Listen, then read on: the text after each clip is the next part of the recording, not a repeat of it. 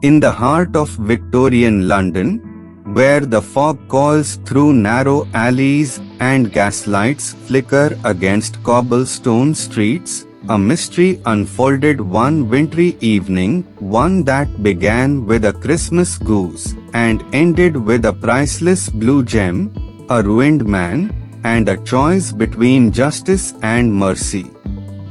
This is the curious tale of Sherlock Holmes and the mystery of the Blue Carbuncle. And it all started not with a crime scene, but with a hat. It was the second day after Christmas, and London was still cloaked in the holiday hush. Snow layered the rooftops, and the city's heartbeat had slowed under the chill of December. In a modest sitting room at 221B Baker Street, Sherlock Holmes sat, legs crossed, fingers steepled, his piercing eyes studying a tattered hat resting on a side table. Dr. Watson, as ever, was nearby, sipping tea and eyeing his friend with mild amusement. "Well, Holmes," Watson finally said, "you've solved murders with less evidence than that. What does the hat tell you?" Holmes didn't smile. He rarely did when his mind was at work. "It tells me," he said slowly, "that its owner is a man of middle age, once well off but fallen on hard times. He drinks, though not heavily, and he is intelligent, though not as self-respecting as he once was. And he recently received a goose." Watson blinked. "A goose?" Holmes pointed to a greasy card on the table. It read, "For Mr. Henry Baker." A street scuffle broke out, Holmes explained. "A man lost his hat and his goose. The goose was taken by Peterson, the commissioner who brought this here, and, having no way to trace the owner, his family ate it. But it's not the goose that interests me," Holmes added. "It's what was found inside it." Holmes opened a small box on the table and held up a dazzling blue stone. It sparkled under the lamplight like a captured star. "This," he said, "is no ordinary gem. It's the Countess of Morcar's stolen Blue Carbuncle." The case had been all over the papers. The jewel vanished from the Hotel Cosmopolitan a few days ago. A plumber named John Horner had been arrested, but Holmes wasn't convinced. "How did the gem get into the goose?" Watson asked. "That," Holmes said, "is what we must discover." Holmes placed an advertisement in the evening papers asking the owner of a lost goose and hat to come forward. And that evening, just as the clocks struck 7, the doorbell rang. A tall, stooped man in a worn coat entered. He looked nervously about the room and clutched his hat in both hands. "Mr. Henry Baker, I presume," Holmes said, gesturing to a chair near the fire. The man warmed his hands and nodded gratefully.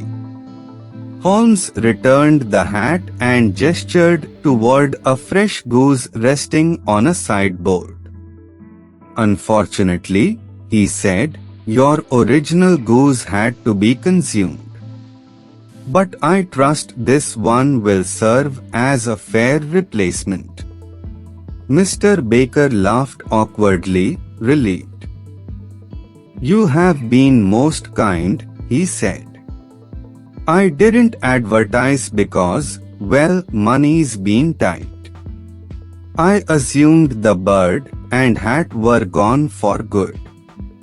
Holmes nodded. May I ask where you got the goose?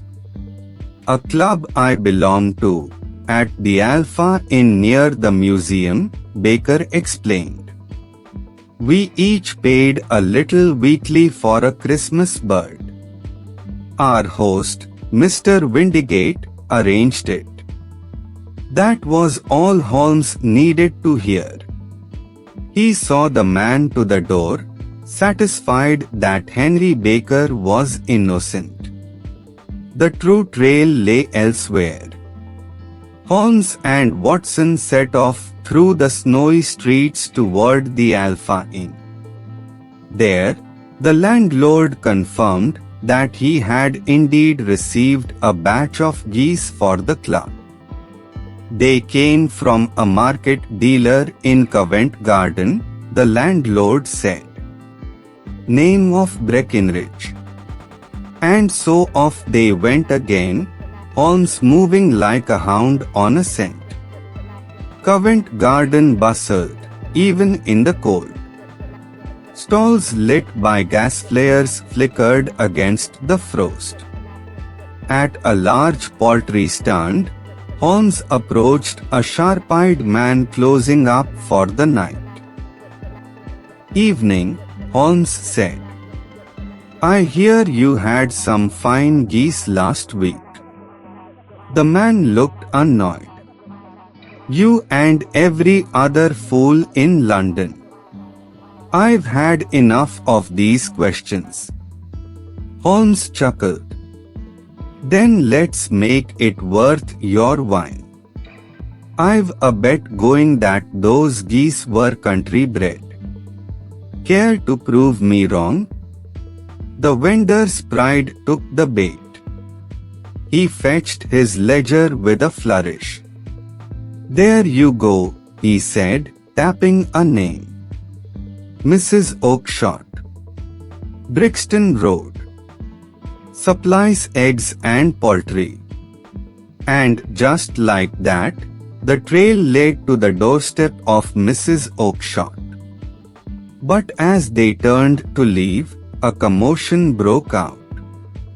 A wiry man with a pale face was arguing with Breckinridge, demanding to know where the geese had gone. Breckinridge, red-faced and furious, told the man to get lost. Holmes watched carefully, then approached the stranger as he skulked away. Allow me to assist, he said. I believe you are very interested in one particular goose. The man froze. Who are you? My name is Sherlock Holmes. A flicker of fear crossed the man's face. I'm just trying to find a bird. That's all. Let's not play games, Holmes said. That bird carried a stolen jewel in its crop. A very expensive one. The man paled. Holmes hailed a cab. I think we should speak somewhere more private. Back at Baker Street, the man gave in. His real name was James Ryder. He was the head attendant at the Hotel Cosmopolitan, the very hotel from which the Blue Carbuncle had been stolen. I didn't mean for it to go so far, Ryder began, trembling. He explained how he had learned of the jewel from a maid, Catherine Cusack. Together, they plotted to frame an innocent plumber, John Horner, who had once been in trouble before. Ryder planted the theft, raised the alarm, and Horner was arrested. But Ryder still had the gem, and nowhere to hide it. So he ran. Panicked. Desperate. He rushed to his sister's house in Brixton. She bred geese. An idea struck him, mad and brilliant. He forced the gem down the throat of a goose, one with a barred tail, and planned to retrieve it later in safety. Only he chose the wrong bird. By the time he realized his mistake, the geese had been sold to Breckenridge, and from there to the Alpha Inn. One ended up in the hands of Mr. Henry Baker, and inside that bird was the stolen Blue Carbuncle. Ryder buried his face in his hands, weeping. "I lost everything," he sobbed. "My honor, my name, and I never even got the jewel. I'll go to prison. I'll die there." Holmes was silent. For a long time, only the sound of the crackling fire filled the room. Then Holmes stood, opened the door, and said simply, "Get out." Ryder stared. "Sir?" "Get out. And don't let me ever set eyes on you again." The man fled, stumbling down the steps and into the night. Watson looked at Holmes in surprise. "You're letting him go." Holmes lit his pipe. "I am not the law, Watson. Horner will walk free. Ryder will not testify. And perhaps the man will never sin again. It's Christmas," Holmes added quietly. "There are enough prisons in the world. Let's not build another." He rang for Mrs. Hudson and turned toward a fresh mystery. "But now, Watson, how about some supper? I believe there's a woodcock in the larder, and I assure you, its crop is empty." And so ends the case of the Blue Carbuncle, a tale of greed and desperation, yes, but also of mercy, redemption, and the strangest Christmas goose in all of London. In the world of Sherlock Holmes, even the most curious puzzle can lead to an act of compassion. Thank you for watching. If you enjoyed this story, like, share, and subscribe for more mysteries brought to life. Until next time, stay curious and stay kind.